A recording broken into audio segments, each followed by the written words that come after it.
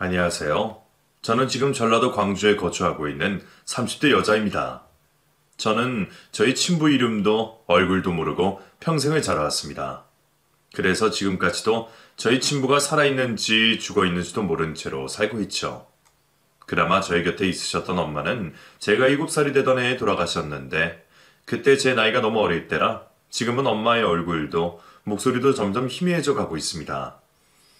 평생 가족도 없이 고아로 혼자 살 줄만 알았던 저에게 감사하게도 인연이 생겨 결혼을 해 가정을 이룰 수 있게 되었습니다. 하지만 결혼 생활도 결코 쉽지만은 않았는데 운명의 장난처럼 제 결혼 생활 중 가장 힘들고 위기였을 때 저는 하늘에서 내려준 지금의 아버지와 어머니를 만나게 되었습니다. 여러분들은 이게 다 무슨 소린가 싶으시죠? 30이 넘은 나이에 저에게도 부모가 되어주시는 분이 나타났다는 이야기랍니다. 오늘은 그 이야기를 한번 해보려고 하는데 막장스러운 시댁 이야기에 감동스러운 따뜻한 가족 이야기도 담겨 있으니 재미있게 들어주세요. 어릴 때 저는 엄마와 단둘이 살고 있었습니다. 아빠가 없어도 엄마랑 사는 것이 행복했었던 기억이 조금 남아있는데 제가 7살이 되었을 때 저희 유일한 가족이었던 엄마가 과로사로 사망을 하셨습니다. 엄마는 장례식도 치르지 못하고 세상을 떠나셨는데 경찰들은 홀로 남아있는 저를 고아원으로 보내주었습니다. 원장님, 이 아이 알아보니까 출생신고도 안 되어 있더라고요. 여기서 좀 해주셔야 될 것 같습니다. 출생신고도 안 되어 있다고요? 얼추 초등학생쯤은 되어 보이는데 이거 정말 큰일이네요. 어쨌든 아이 무사히 데려와 주셔서 감사합니다. 제가 잘 돌보도록 할게요. 엄마가 돌아가시고 나서 알게 된 사실은 저는 출생신고도 되어 있지 않아 주민등록번호도 없다는 것이었습니다. 고아원으로 들어가고 나서야 저는 주민등록번호라는 것을 얻을 수 있었고 세상의 존재함을 인정받을 수 있었습니다. 원장님, 혹시 저희 엄마나 아빠에 대해서 알고 계신 게 있으실까요? 엄마 가족들이나 아빠를 찾아보고 싶은데 제가 알고 있는 게 없어서요. 채연아, 정말 미안한데 우리는 너희 부모님에 대해서 아는 게 하나도 없어. 우리도 네가 처음 왔을 때 알아보려고 했는데 서류상으로도 엄마한텐 가족들이 없었고 혼인신고도 안 하셨는지 채연의 아버지에 관한 게 남아있는 게 없더라고. 도움 주지 못해서 정말 미안해. 성인이 되고 나서 엄마 가족들이나 아빠를 찾고 싶었던 제가 고아원 원장님께 찾아가 도움을 요청했지만 엄마의 호적에는 그 어떤 가족도 없었다고 말씀을 주셨습니다. 그날 엄마의 가족들이나 아빠에 관한 내용에 대해서 알아오지는 못했지만 원장님이 저에게 작은 상자를 하나 건네주셨습니다. 채원이가 성인이 되면 주려고 가지고 있었던 거야. 채원이 어머니 유품인데 별건 아니고 어머니가 살아생전 자주 쓰시던 것인 것 같았어. 이제 이건 채원이가 갖고 있으면 될 것 같아. 고아원 원장님이 제게 건네주신 상자 안에는 엄마의 가족 지갑 하나가 들어있었습니다. 직접 만든 지갑인지 지갑 안에는 엄마의 이름이 새겨져 있었죠. 채원이 네가 여기로 들어오고 유품 챙길 게 있나 싶어서 집으로 가봤더니 챙길 거라고는 이거 하나밖에 없더라고. 네가 어떻게 받아들일지 모르겠지만 그래도 엄마의 유일한 유품이니까 잘 간직해줬으면 좋겠다. 원장님, 정말 감사합니다. 엄마랑 관련된 게 저에게 남아있는 거라고는 아무것도 없었는데 이렇게 챙겨주셔서 정말 감사드려요. 감사합니다. 낡은 엄마의 지갑이었지만 엄마의 흔적이 남아있는 유품이라도 챙길 수 있어서 정말 다행이었고 원장님께 감사했습니다. 저는 혹여라도 그게 더 낡아질까 집에 아주 소중히 고이 모셔두었죠. 그리고 성인이 되고 고아원에서 독립을 하게 된 저는 바로 돈이 잘 벌린다는 공장으로 취직을 했습니다. 아침부터 저녁까지 공장에서 일을 하고 집으로 돌아와서는 밤새 공부를 했던 저는 3년 만에 교육대학교로 진학을 할 수 있게 되었죠. 채원아, 원장님은 네가 꼭 합격할 수 있을 거라 믿었어. 그동안 정말 고생 많았다. 대학교만 무사히 졸업하면 될 것 같은데 앞으로 들어가는 돈이 많아서 걱정이야. 원장님, 돈 걱정은 하지 마세요. 제가 그동안 모아둔 돈도 있고 어떻게든 장학금 받아서 다닐 생각이에요. 원장님, 저 꼭 초등학교 선생님 돼서 잘 되면 보답할게요. 조금만 기다려주세요. 재원아, 원장님은 보답 같은 거 필요 없고 네가 무사히 대학 졸업 잘해서 하고 싶은 일 하면서 살았으면 좋겠어. 그것 말곤 더 바라는 게 없다. 부모 없는 고아여도 힘들게 살고 싶진 않았습니다. 그래서 제가 선택한 직업이 바로 초등학교 교사였죠. 초등학교 교사가 되면 평생 먹고 살 걱정도 안 해도 되고 고아라고 무시도 당하지 않을 것 같다는 생각이 들었습니다. 그리고 고아여도 초등학교 교사라는 직업을 가지면 결혼도 나름 잘할 수 있을 것 같은 생각이 들었죠. 이 선생님은 첫째야? 첫째 딸은 보통 아빠를 닮는다던데 이 선생님도 그래? 아, 저 외동인데 저도 엄마보다는 아빠를 닮은 것 같긴 해요. 대학교에 들어가서도 그렇고 초등학교 교사가 되고 나서도 저는 사람들에게 굳이 제가 고아라는 사실을 먼저 말하지 않았습니다. 대화 도중에 부모님들 이야기가 나오면 물 흐르듯 저도 자연스럽게 참여를 했었죠. 연애를 할 때도 남자친구에게 굳이 제가 고아라는 사실을 말하지 않았습니다. 제가 고아라는 사실을 사람들에게 말하지 않은 이유는 편견이 생기는 걸 방지하기 위해서이기도 하지만 사람들은 은근 남의 불행을 약점으로 잡기 때문에 제가 고아라는 게 약점이 되지 않기 위해 숨긴 것이었죠. 채원아, 우리도 이제 슬슬 결혼 생각을 해봐도 되지 않을까? 내 대학 동기들은 같은 교사랑 만나면 1년도 안 돼서 결혼을 하던데 우리는 만난 지 벌써 3년째잖아.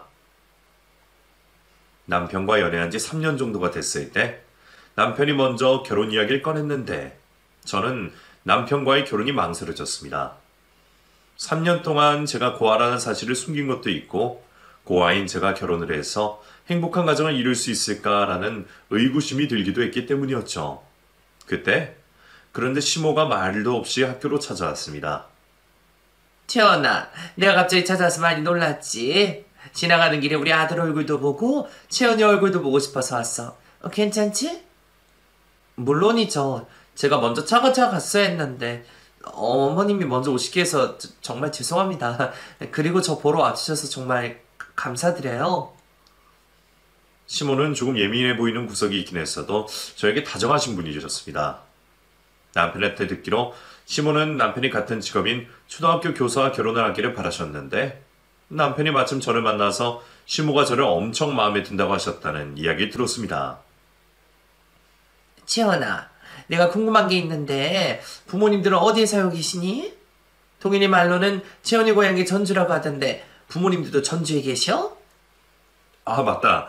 나도 그동안 채원이 부모님들이 어디에 살고 계시는지 모르고 있었네. 채원이 명절마다 전주에 가는 거 보면 전주에 계시는 것 같은데. 맞지? 그래? 전주면 여기서 그리 멀지 않은 곳이라 왔다 갔다 하기도 편하겠구나. 조금 불편한 질문일 수도 있는데 채원이 부모님들은 무슨 일을 하는지 알 수 있을까? 그리고 형제는 없고 외동이라 들었는데 맞아? 아무래도 시모가 저를 예비 며느리로 생각을 하고 있어서 그런지 궁금한 게 참 많으신 듯 했습니다. 이것저것 물어보는데 차마 가족에 대한 질문에서는 거짓으로라도 대답을 할 수가 없었습니다. 제가 그 어떤 대답도 못하고 입을 꾹 다물고 있자 시모가 의아하다는 듯 말했습니다. 채원아, 내 질문에 왜 대답을 안 하니? 내가 너무 불편한 질문을 했어? 나는 그냥 우리 아들이 결혼하고 싶어하고 내 예비 며느리가 될 사람이 어떻게 살아왔는지 궁금해서 물어보는 거니까 너무 부담 갖지 말고 불편하게 생각하지 말아줬으면 좋겠어. 그래, 채원아. 엄마가 오목조목 따지려고 물어보는 게 아니라 정말 단순히 궁금해서 물어보는 거니까 너무 기분 나빠하지 마. 제가 대답을 하지 않으니 시모가 저에게 대답을 재촉하면서도 제 눈치를 보셨습니다. 제가 기분이 나빠서 대답을 안 하는 거라고 생각하시는 줄 아시는 것 같아 제가 시모와 남편을 속이는 기분이 들어 이참에 모든 걸 사실대로 말을 해야겠다는 다짐하고 입을 열었습니다. 사실 그동안 제가 동현 씨한테도 말 못한 게 하나 있는데요. 일부러 속이려고 말 안 했던 건 아니고 때가 되면 이야기를 하려고 말 안 하고 있었던 건데 어머님, 사실 저 부모님이 안 계세요. 부모님이 안 계신다고? 왜? 무슨 사고로 돌아가신 거니? 아니면 아프셔서 돌아가셨어? 이혼하신 거 아니지? 너 그럼 어디서 누구 밑에서 자란 거야? 저 고아원에서 자랐어요. 원래는 엄마랑 같이 살았는데 엄마는 제가 7살이 되던 해 과로사로 사망하셨고 아버지는 누군지 얼굴도 이름도 몰라요. 제가 고아원에서 자란 고아라는 말에 시모의 표정은 실시간으로 굳어갔습니다. 옆에 있던 남편도 많이 놀랐는지 덩치에 맞지 않은 고음의 소리를 내며 놀라했습니다. 채원이 너는 그걸 왜 이제야 말해? 너희들 지금 만난 지가 몇 년째인데 그걸 왜 이제야 말하냐고. 그리고 너 이거 속인 것 같은 기분이 드는 기분이 들어야 되는 게 아니라 사람을 속인 게 맞아. 사람을 속인 거라고. 엄마, 놀란 건 알겠는데 왜 애한테 화를 내고 그래? 채원이도 지금까지 말 못한 이유가 있겠지. 자기도 속이고 싶어서 속였겠어? 3년이나 속인 거면 작정하고 속인 거지. 채원아 내 말이 틀렸니? 나 솔직히 너무 당황스러워서 오늘너랑 같이 밥은 못 먹겠다. 시모는 화가 잔뜩 난 상태로 뒤도 돌아보지 않고 식당을 나가셨고 시모가 식당을 빠져나가는 모습을 본 제 눈에는 기다렸다는 듯이 눈물이 흘러나왔습니다. 채원아 울지 마. 내가 엄마 대신 사과할게. 아마 엄마도 많이 당황스러워서 그런 거일 거야. 엄마 때문에 상처받았다면 정말 미안해. 어머님은 내가 고아인 게 싫으신가 봐. 이럴 수도 있을 거라고 예상은 했는데 어머님 반응에서 확실하게 티가 나니까 속상하긴 하다. 어머님 분명 내가 이 말하기 전까지 나 엄청 좋아하셨는데 우리 결혼 못하겠다. 엄마 반응 너무 신경 쓰지 마. 그나저나 채원아, 너 그동안 혼자서 여기까지 오느라 고생 참 많았겠다. 진작에 말해줬으면 내가 더 노력해서 너한테 잘했을 텐데. 이제 알았으니까 지금부터라도 내가 더 잘해줄게. 이미 트집을 잡을 수 없을 정도로 저에게 잘해주었던 남편은 제가 고아라는 이야기를 듣고 나서도 변함없는 마음을 보이며 오히려 저를 위로해 주었습니다.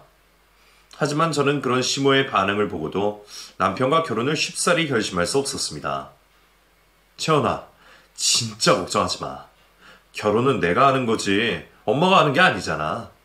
그리고 우리 엄마 전에도 내가 잘만 하면 무조건 내 말에 들을 거야. 저를 설득하는 남편을 믿고 저는 남편과 함께 시댁을 찾아갔지만 시모는 저를 보자마자 막말을 퍼부으셨습니다. 제가 생각했던 것보다 시모는 더 격한 반응을 보이셨죠. 내가 분명 안 와도 된다고 했을 텐데 왜 굳이 우리 집까지 기어들어온 거야? 나 너희들 결혼 끝까지 반대할 생각이니까 너네가 먼저 포기해라. 엄마, 아무리 내 엄마지만 해도 너무한다. 엄마 채연이 고아라는 사실 알기 전까진 나보고 하루라도 빨리 채연이랑 결혼하라고 했으면서 고아라는 거 알자마자 결혼 반대하는 거 인간적으로 너무 아니지 않아? 엄마는 나랑 채연이 보기 부끄럽지도 않냐고. 인간적으로 너무할 게 뭐가 있니? 그땐 채원이 쟤네 부모들이 정상적으로 존재하는지 알고 그랬던 거고 지금은 고아인 거 알았으니까 당연히 그때랑 지금이랑 내 반응이 다를 수밖에 없지. 시모는 막말을 퍼부으면서도 미안한 기색이 없었고 오히려 당당했습니다. 그때 마침 시부를 포함해 남편의 형들과 그의 아내들도 그곳에 있었는데 남편만 시모의 언행에 놀랄 뿐이지 나머지 식구들은 그리 놀라지도 않았습니다. 심지어 남편의 형수들이란 사람들은 오히려 그런 시모들을 거들었습니다. 도련님, 어머님 말씀이 맞아요. 도련님도 아시겠지만 우리 어머님 아들 3명 중 제일 좋아하는 아낀 아들이 도련님이잖아요. 애지중지 키운 막내 아들이 고아랑 결혼한다는데 어느 부모가 좋다고 두 팔 벌려 환영하겠어요? 그래요. 도련님이 어머니 심정들 이해해주세요. 그리고 어머님이 이렇게 싫어하시는 거 알면서 무작정 데리고 오시면 어떡해요? 두 형님이 대놓고 어머님 편을 들자 어머님은 날개를 단 듯 더 기세 등등해져서 다소 신이 난 듯한 말투로 막말을 퍼부었습니다. 채원아, 들었니? 나만 너를 그렇게 생각하는 게 아니라 다른 사람도 너를 그렇게 생각한단다. 미안하지만 나는 너한테 우리 아들 못 보내주겠다. 동현이가 너랑 결혼하겠다고 하더라도 네가 먼저 우리 아들 좀 놓아줘라. 동현이 나한테 정말 소중한 아들이다. 어머님, 제가 부족한 건 사실이지만 동현 씨한테도 아버님이랑 어머님한테도 제가 잘할게요. 저희 정말 잘 살 자신 있으니까 결혼 허락해주시면 안 될까요? 결혼을 허락해달라는 저의 말에 시몬은 고개를 돌리셨고 두 형님은 코웃음을 치셨습니다. 엄마도 그렇고 형수님들도 그렇고 지금 애 앞에 두고 뭐 하는 짓이에요? 세 사람 다 당장 채원이한테 사과하세요. 반대하는 건 그렇다 쳐도 이런 식으로 채원이한테 막말하는 거 저 가만히 두고 못 봅니다. 동현아, 엄마는 네가 적어도 너희 형수들 같은 며느리 데리고 올 수 있을 거라고 생각했다. 너희 형수들 봐라. 큰 형수는 외과 의사에 작은 형수는 아버지가 국회의원이 아니니? 너는 너희 형들 보고 배운 게 있으면 적어도 이런 애는 데리고 오면 안 됐지. 이런 애라니. 엄마 제발 그만 좀 해. 그리고 채연이 형수님들보다 더 잘나면 잘났지 못나지 않았어. 너희 형수들 앞에서 그런 식으로 말하면 안 돼. 어떻게 채원이 같은 고아랑 너희 형수들을 비교할 수 있니? 너 당장 너희 형수들한테 사과해. 아주버님 두 분이 좋은 처가 댁에 장가를 가서 그런지 시몬은 막내 아들도 그만큼이나 하는 처가에 장가를 갔으면 하는 욕심이 있으신 듯 했습니다. 이 정도면 내가 포기를 하는 게 맞나 싶을 때 시모가 남편에게 으름장을 놓으셨습니다. 너 채원이 얘랑 결혼하려면 엄마랑 연 끊고 가서 결혼해라. 엄마가 널 어떻게 키웠는지 동현이 네가 제일 잘 알 거다. 엄마 너 수험생일 때 너랑 같이 일어나고 너랑 같이 잤던 거 잊지 않았지? 지금의 널 내가 만든 거라 다름없어. 그때 일은 고맙지만 엄마랑 연 끊어야지만 채원이랑 결혼할 수 있다면 나 그렇게 할 거야. 난 채원이가 고아라는 사실 알기 전부터 채원이랑 결혼할 생각이었고 채원이가 고아라고 해도 그 마음 변치 않았으니까 엄마는 나 이겨낼 생각하지 말고 포기해. 분명 시몬은 남편에게 겁을 주기 위해 본인과 연을 끊고 결혼하라고 한 것이었지만 남편은 그때를 놓치지 않고 연을 끊자는 시모의 말을 덥석 물었습니다. 남편이 뒤도 돌아보지 않고 시댁에서 나와 시모가 먼저 연락하기 전까지 연락을 하지 않자 시모가 정말로 막내 아들과 연이 끊길까 학교로 달려왔습니다. 동현아, 너 왜 엄마 연락을 안 받니? 너 엄마 뒤로 넘어가는 걸 보고 싶어서 그래? 너 이런 애 아니었잖아. 정말 왜 그러는 거야? 설마 채원이 네가 동현이 보고 내 전화 받지 말라고 했니? 퇴근을 하고 남편과 데이트를 하려고 나가는데 학교 앞에서 남편을 기다리고 있는 시모에게 붙잡히고 말았습니다. 시모는 정신이 반쯤 나간 사람처럼 남편에게 매달렸는데 남편은 그런 시모를 보고도 냉정한 태도로 대했습니다. 나 채원이랑 결혼할 건데 엄마가 채원이랑 결혼하면 엄마랑 연 끊으라고 했잖아. 나 엄마 말 잘 듣는 아들이라 그러려고 했던 건데 왜 찾아왔어? 동현아, 너 정말 얘랑 결혼하려고 그러는 거니? 너 진짜 엄마랑 연 끊으면서까지 결혼하고 싶어? 아버지는 그냥 허락해주라고 하는데 엄마는 정말 고아인 애를 며느리로 받아들일 수가 없다. 고아가 뭐가 어때서? 채원이가 고아가 되고 싶어서 고아가 됐어? 고아로 살았으면서 혼자 이 자리까지 온 거 보면서 대견하다고 해줘도 모자랄 망성. 엄마는 어른이나 사람이 왜 그래? 나 이번 일로 엄마한테 실망 많이 했어. 동현아, 제발 잠시만 기다려봐라. 너 정말 엄마랑 연 끊을 생각이면 엄마가 너의 결혼 허락해 줄게. 해줄 테니까 엄마랑 이야기 좀 하자. 엄마는 정말 너 없이 정말 못 살아서 그래. 사랑하는 막내 아들과 연을 끊는 게 무서웠던 시모는 결국 저희 결혼을 허락해 주었습니다. 그렇게 저는 시댁 식구 단 한 명에게도 환영을 받지 못해 잔뜩 겁을 먹고 남편과 결혼을 하게 되었는데 역시나 시댁 식구들은 저를 가족으로 인정해주지 않았습니다. 당신 다음 주 엄마 생일에 무슨 옷 입고 갈 거야? 호텔에서 식사할 거라니까 어느 정도 갖춰서 입고 가는 게 좋을 것 같다. 그리고 선물은 오늘 저녁에 사는 걸로 하자. 나 다음 주에 어머니 생신에 못 갈 것 같은데 어머님이 깜빡하고 예약하실 때 인원 한 명 빼놓고 하셔서 자리 없다고 오지 말라고 따로 연락해 주셨어. 엄마가 오지 말라고 했다고? 그게 사실이야? 깜빡하고 예약을 못했으면 다시 전화해서 추가하면 될 일이지. 어떻게 당신한테 오지 말라고 할 수가 있어. 그러게 말이야. 어머님은 내가 오지 않길 바라시나 봐. 그래서 나도 눈치껏 안 가는 게 맞는 것 같아서 선물만 가져다 드리려고. 결혼 후 시댁 식구들은 대놓고 저를 왕따시키셨는데 가족 모임이 있으면 일부러 저를 부르지 않고 자기들끼리 시간을 보냈습니다. 그뿐만이 아니었죠. 한 번은 어버이날에 시부모님들 선물을 사들고 갔는데 시모가 제 선물은 거들떠도 안 보고 형님들 선물만 보시고는 칭찬 일색이셨습니다. 우리 지민이는 센스가 이렇게 좋다? 안 그래도 나 다음 달 동창회 하고 갈 머플러 하나 장만하려고 했는데 딱 내가 좋아하는 스타일로 사왔네. 그것도 명품으로 말이야. 어머님한테 올려서 사드리고 갔더니 그게 인기가 너무 많아서 없다는 거예요. 그래서 제가 서울에 사는 제 동생한테 부탁해서 공세온 거라니까요. 고맙다 지민아. 다음 달에 동창회 하고 가서 친구들한테 자랑하마. 그리고 우리 둘째 며느님 어마어마한 용돈도 잘 받았어요. 고마워. 시모가 제 선물은 언제 뜯어보시나 기대하며 지켜보았지만 시모는 가족 모임이 끝날 때까지 제 선물에는 눈길 한번 주지 않았습니다. 다들 집으로 돌아간다고 일어섰을 때 시모는 저 보란듯이 제 선물을 쓰레기통으로 던져버렸습니다.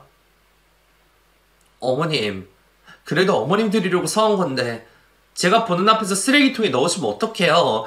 어머니 정말 해도 너무하시네요. 미안하다. 옆에다 던진다는 걸 실수로 쓰레기통에 던졌나 보구나. 너 가면 뜯어볼 테니까 화 그만 내고 얼른 돌아가거라. 채원이 너 설마 이런 좋은 날까지 내 신경 긁으려는 건 아니겠지? 시모의 악행이 점점 심해지자 남편은 일부러 저를 시댁에 데리고 가지 않았습니다. 연을 끊고 산 건 아니지만 거의 남보다 못한 사이로 지내고 있을 때였습니다. 둘째 형님이 아이를 출산해서 남편과 산후조리원으로 들렀는데 어쩌다 제 임신 이야기가 나왔습니다. 서방님네는 언제쯤 아이를 낳을 계획이에요? 서방님도 아이 낳을 생각 있으시긴 하죠. 저희는 당장 낳을 생각은 없고 1, 2년만 더 있다가 낳아볼 생각 중이에요. 3년 연애하고 결혼하긴 했지만 신혼을 즐길 수 있을 때 즐겨야죠. 그래요? 근데 제가 들어보니까 어머님은 서방님들은 아예 안 낳길 바라시던데? 그렇죠, 어머님? 큰형님이 기름을 붓고 거기에 시모가 불을 붙이셨습니다. 당연하지. 동현이 누나 애 낳을 생각하지 마라. 애 낳지 말고 일단 그냥 둘이서만 살아. 너희 나중에 어떻게 될지 알고 덜컥 애를 낳는다는 거니? 엄마, 쓸데없는 소리 할 거면 그냥 아무 말도 하지 마. 그리고 애 낳으면 우리가 낳고 키워도 우리가 키우는데 엄마가 왜 참견이야? 너 결혼하고 나서 말버릇이 점점 더 나빠진다. 막내 너, 내 말 듣고 피임 제대로 해라. 내가 볼 땐 채연이 재간이 좋은 길을 다 빨아들이는 것 같은데 채연이같이 기센 애가 이래 나오면 어떤 애가 나오겠니? 시모의 말에 화가 나서 제 얼굴이 홍당무처럼 붉어졌습니다. 그러면서도 시모의 말에 남편이 또 화를 낼까 남편을 잡아 세웠는데 시모는 저랑 눈싸움이라도 하시는 듯 눈에 힘을 주고 제게 말했습니다. 채연이 너 정건신 측에서 전근 좀 가라. 너랑 결혼하고 우리 동현이 안색 많이 안 좋아진 거 너도 느끼고 있지? 내가 잘 아는 점집에 가보니까 네가 기가 너무 세고 네가 불쌍한 사주라. 사주 좋게 태어난 우리 동현이 기운 빨아들여서 그렇다고 하더라고. 어머님, 동현씨 저랑 결혼하고 신수가 훤해졌다고 주변에서 난리도 아니에요. 그리고 저희 신혼인데 굳이 멀리 정근 가서 살아야 되는 이유가 신청 때문이면 더더욱 그러고 싶지 않아요. 죄송합니다. 너 지금 나한테 말 대꾸 한 거니? 너 오늘 내가 좋은 날이라 크게 뭐라고 하지 않으려고 했는데 보자 하니까 너 아주 나를 보자기로 보는 것 같다? 시모는 저에게 아이도 낳지 말고 남편과 떨어져 살 수 있게 정근을 가라고 협박을 하셨습니다. 그땐 남편과 결혼한 것에 대해 매일 후회했고 고부관계 문제로 이혼을 하는 사람들의 이해가 됐습니다. 하지만 세상의 유일한 내 가족이자 유일한 내 편인 남편을 놓아버릴 수 없었던 저는 어떻게든 꾹 참고 버텼는데 감사하게도 시댁이 광주에서 조금 떨어진 곳으로 이사를 가셨습니다. 나 없다고 우리 동현이 구박하지 말고 끼니 거르게 하지 말고 옆에서 잘 보살피도록 해라. 내가 일주일에 한 번씩은 들러서 확인할 테니까 긴장 늦추지 말어. 시댁과 멀어지고 왕래하는 일이 줄어들어 시댁에서 받는 스트레스도 자연스레 줄어들어 그런 건지 남편과 저는 모르게 임신이 되었습니다. 결혼하고 3년 만이었죠. 산모님, 자궁이 많이 약하시기 때문에 임신 동안은 무리하지 마시고 항상 조심하셔야 돼요. 하시는 일이 초등학교에서 아이 가르치는 일이라고 하시던데 오래 서 있으면 안 돼서 권유드리는데 아이 낳을 때까지만 휴직을 하시는 게 어떨까요? 유산 위험이 크다는 의사 선생님의 말씀에 남편과 저는 긴 고민 끝에 휴직을 하게 되었습니다. 그러면서 저는 매주 대학병원에 통연하며 임신기간 내내 주의를 하며 지내고 있었는데 소식을 들은 시모가 저를 돌봐주겠다며 광주로 달려오셨습니다. 어머님, 굳이 이렇게까지 안 해주셔도 되는데요. 그나저나 아버님 혼자 지내게 하셔도 돼요? 저는 최대한 움직이지 않고 집에 가만히만 있으면 괜찮으니까 괜히 저 때문에 여기 계시지 마시고 아버님 챙겨주세요. 내가 너 좋아서 여기 있는 줄 아니? 네 뱃속에 있는 내 손주가 걱정돼서 온 거니까 나한테 이래라 저래라 하지 마라. 나는 내 하고 싶은 대로 할 거다. 시모랑 한 집에 사는 게 불편해서 시모에게 집으로 돌아가라고 했지만 시모는 뭐 때문에 돌아가지도 않고 저희 집에 눌러 앉아 있었습니다. 역시나 시모는 남편이 있을 때만 그나마 구박하는 게 덜했고 남편이 없을 때만 저를 심하게 구박하셨습니다. 너는 베란다 창틀 청소를 한 번도 안 한 거니? 먼지가 왜 이렇게 많이 쌓여있어? 아유, 생긴 건 그렇게 안 보이는데 너 생각보다 엄청 더러운가 보다. 어머님, 그것도 임신하고 나서 몇 달 동안 못했더니 먼지가 쌓인 거예요. 제가 나중에 동현씨 오면 시킬 테니까 그냥 내버려 두세요. 이런 더러운 걸 왜 우리 아들한테 시키니? 할 거면 네가 해야지. 너 요즘 일도 안 하고 팔자 좋게 집에 퍼질러 누워있기만 하잖아. 그러니까 너 가만히 있지 말고 네가 좀 해라. 이게 뭐가 힘들다고 동현이 시켜? 병원에서 무리하지 말라고 그냥 가만히 있는 게 최고 도움되는 거라고 해서 그러려고 휴직 신청을 했던 건데 시모 때문에 저는 하루도 쉬는 날 없이 집안일을 해야만 했습니다. 그렇게 하루는 시모가 시킨 걸레질을 하고 있는데 배가 심상치 않게 아파져서 더 이상 못하겠다고 했더니 시모가 저에게 걸레를 집어 던졌습니다. 이딴 것도 못하는 게 시집을 오긴 왜 오니? 우리 아들 돈벌이 시키고 우리 아들 가정부로 쓰려고 시집 온 거니? 어머니, 지금 배가 조금 아파서 그래요.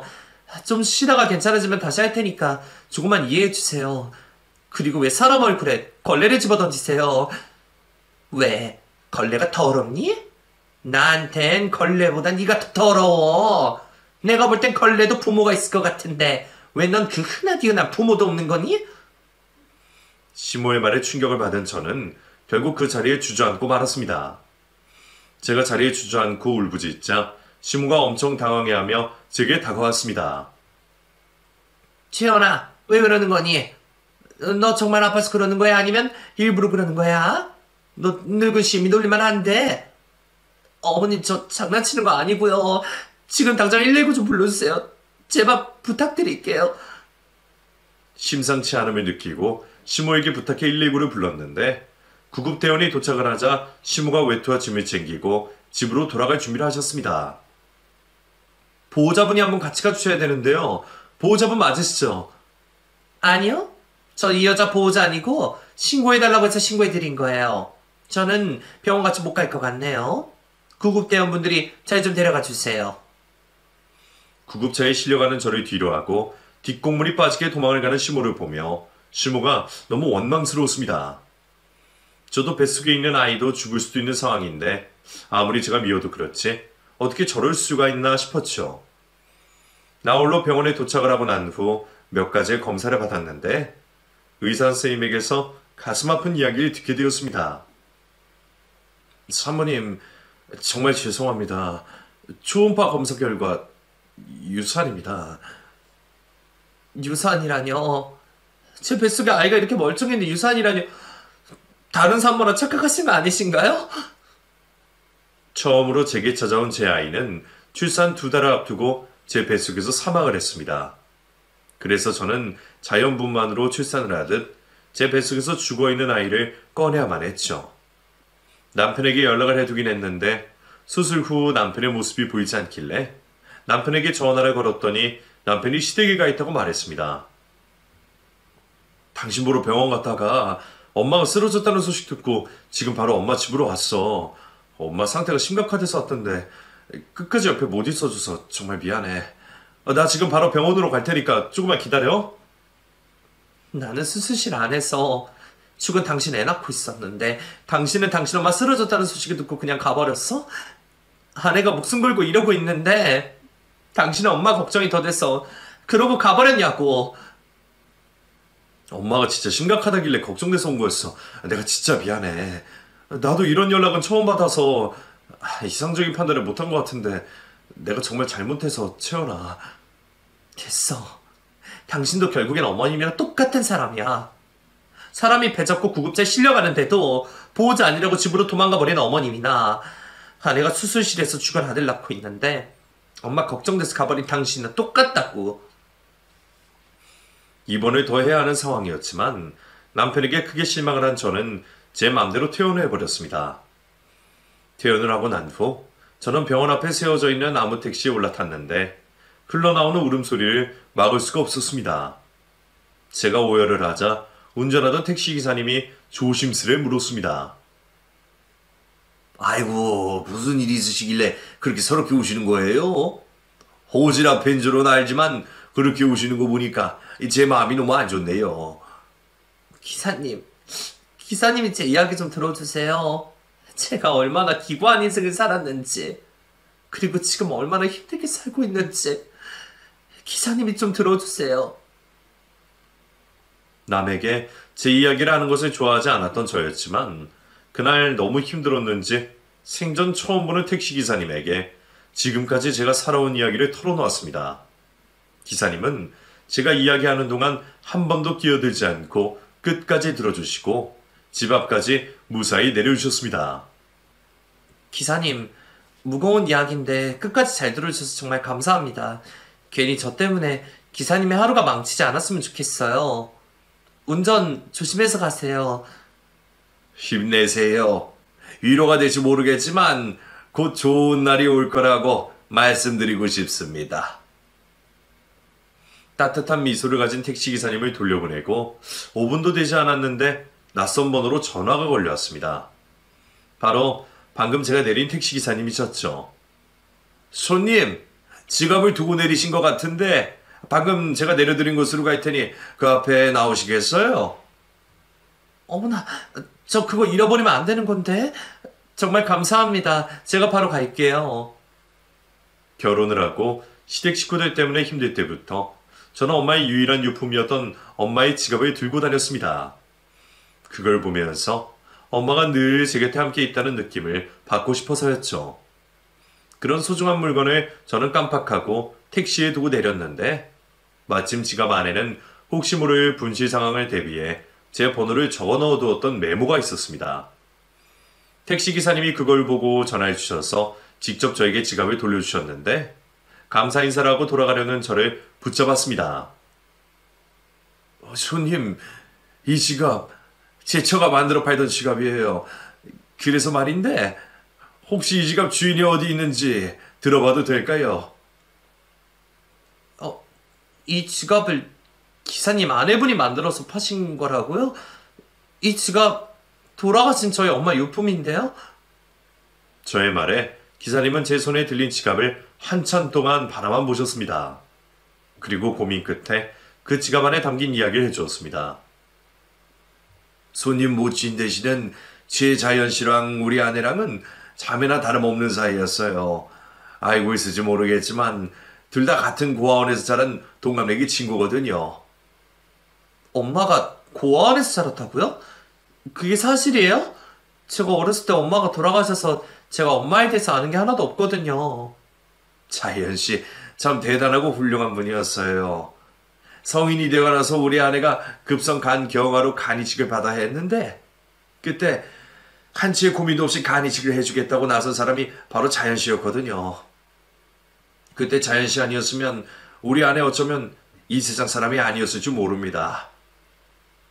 제가 모르는 엄마의 이야기는 현실인지 꿈인지 구분이 안 될 정도로 소설 같은 이야기였습니다. 우리 아내가 자연 씨 덕분에 다시 건강해져서 저랑 결혼하고 호주로 이민을 갔어요. 저희 아내가 거기서 직접 만든 가죽 제품을 만들어 팔았는데 한국에 있는 자연 씨한테도 하나 만들어서 보내줬었거든요. 그때까지만 해도 자연 씨랑 연락이 잘 됐는데 어느 순간 자연 씨랑 연락이 안 되더라고요. 무소식이 소식이라고 잘 살고 있을 줄 알았는데 자연 씨가 이 세상 사람이 아니라는 걸 정말 상상도 못했습니다. 택시기사님은 저희 엄마 이야기를 하시면서 결국 눈물을 보이셨습니다. 저도 너무 놀라 입을 틀어막고 눈물을 흘려야 했습니다. 서로 말도 없이 한참을 울기만 하고 있었는데 기사님이 눈물을 닦으시더니 저에게 자신의 집으로 가자고 하셨습니다. 손님, 괜찮으면 지금 우리 집으로 갑시다. 아내한테 손님도 보여드리고 싶고 손님 몸 회복될 동안 저희 집에서 돌보고 싶어서 그래요. 그러니 거절하지 마시고 저희 집으로 갑시다. 우리 아내가 손님한테 해주고 싶은 이야기도 분명 많을 겁니다. 집으로 가자는 기사님의 제안에 고민을 조금 하기는 했지만 이상하게 저는 자꾸 기사님을 따라가고 싶은 마음이 들어 기사님의 제안을 받아들였습니다. 짧은 고민을 하고 저는 택시에 올라타 기사님 집으로 가게 되었는데 엄마의 친구와 저는 보자마자 어떤 말도 않고 서로를 껴안고 한참을 울었습니다. 자연이를 꼭배 닮았네. 자연이 딸인 거 모르고 봤어도 자연이 딸이라고 생각했을 정도로 닮았어. 이렇게라도 만나게 돼서 정말 너무 다행이고 하늘에 감사하다. 엄마의 친구분과도 제가 살아온 이야기를 나눴는데 제 이야기를 듣고 난 엄마의 친구분이 조심스레 말을 떼셨습니다. 재원아, 사실 우리 부부한테는 아이가 없어. 아이를 낳고 싶어도 우리한테는 아이가 찾아오지 않더라고. 조심스러운 말인데 나는 자연이가 너를 우리한테 보내준 것 같다는 생각이 들어. 나도 자연 씨 딸인 채원이 양을 만나자마자 그런 생각을 했어. 자연 씨랑 당신은 모르는 사람들이 보면 쌍둥이라고 할 정도로 닮기도 했고 매일같이 붙어 다녔었잖아. 그런 자연 씨 딸을 이렇게 운명적으로 만났다는 건 우리는 어떻게든 만날 운명이었던 것 같아. 당신도 그렇게 생각하지? 채원아, 너무 늦기는 했지만 지금부터라도 우리가 자연이 대신해서 너한테 부모 노릇을 해보고 싶은데 그렇게 해도 될까? 우리가 이 나이 되도록 한 번도 부모가 되어본 적이 없어서 서투이긴 하겠지만 자연이에게 보답하는 의미로 그리고 너를 이렇게 만나게 해준 감사의 의미로 너한테 잘해보고 싶은데 허락해 주겠니? 지금까지 살면서 저희 부모가 되어주겠다는 사람이 나타났다는 게 저는 기적적처럼 느껴졌습니다. 그리고 엄마의 칭마에 들어 마치 엄마가 저희를 만나게 만들어준 것 같다는 생각이 들었죠. 엄마의 자매나 다름없는 엄마의 친구를 만나고 난 후 저는 한동안 엄마의 친구 집에서 몸조리를 하며 지냈습니다. 30몇 년 만에 처음 만난 사람인데 한참 오래 알고 지낸 사람처럼 이상하니만큼 마음이 편했습니다. 채원아, 이모가 참으려고 해도 참아지지 않아서 그러는데 너 언제 한번 나랑 같이 너희 시댁이 좀 들리자. 내가 너희 시댁 식구를 만나서 하늘 무서운 줄 모르고 치솟는 그놈의 콧대를 납작하게 만들어줄게. 네? 이모, 저희 시댁 식구들 사회적으로도 인정받고 사시는 분들이라 절대로 꺾을 수 없을 거예요. 정말 쉽지 않은 사람들이라고요. 채원아, 너희 이모부 그냥 체험 삼아서 처음으로 택시 운전한 거 아니? 너희 이모부 저래 보여도 호주 금융권에서 이름 꽤나 일이 날린 사람이었어. 3년 전에 중국인한테 회사 팔고 한국으로 들어와서 지금 백수처럼 지내고 있는 거지. 너희 시댁 식구들 재산 아무리 끌어모아도 너희 이모부 재산의 3발의 피도 안 될 거야. 그런 건 절대 걱정하지 마. 이모의 말이 사실이었습니다. 이모부는 셀 수 없을 정도로 많은 재산을 가진 부호였고 이모와 이모부는 정말로 저희 손을 잡고 시댁으로 찾아가 저희 시댁의 코를 납작하게 만들어 주셨습니다. 물론 그렇다고 해서 저희 시모가 입을 쉽게 다물거나 하지는 않았습니다.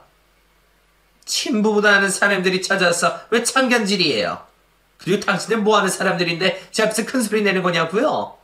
당신들 우리 남편이 뭐하는 사람인지 알고 그래요?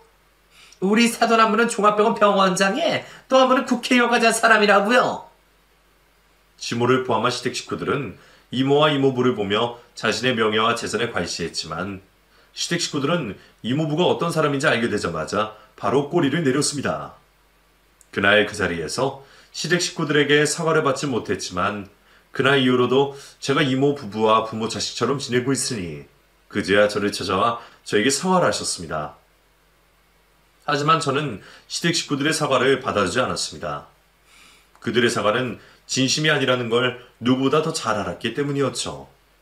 물론 남편은 용서해 주었습니다.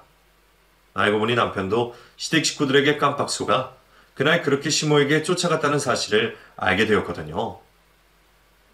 비록 그 이후로 지금까지도 아이가 생기지 않고 있기는 하지만 남편과 저는 남들이 부러워할 정도로 행복하게 잘 지내고 있고 남편과 저는 시댁 식구와는 연을 끊었다 싶어 하고 지내고 있습니다.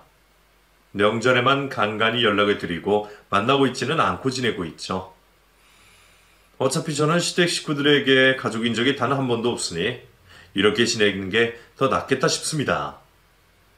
그리고 저는 피 한 방울 섞이지 않았지만 평생 부모 없이 외롭게 자란 저의 가족이 되어준 남편과 이모, 그리고 이모부에게 늘 감사하는 마음으로 사랑하며 살고 싶습니다.